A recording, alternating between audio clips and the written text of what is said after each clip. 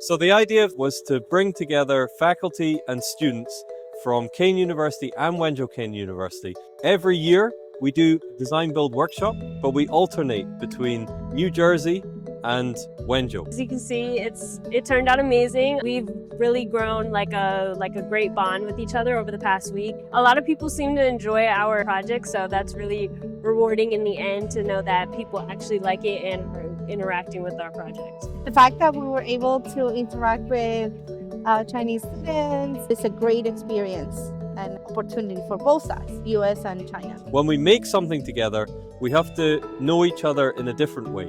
We have to exchange ideas of aesthetics, making, creative ideas. So I think this is really what the workshop achieves, is that each side knows each other in a design sense. And so the result is this kind of collaboration, multiple design decisions, agreements, changing our mind, iterations, all happening on the site.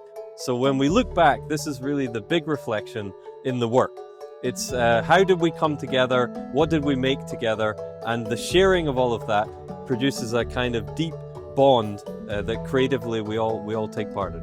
It's just really been great working with the WKU students. I'm going to miss them so much.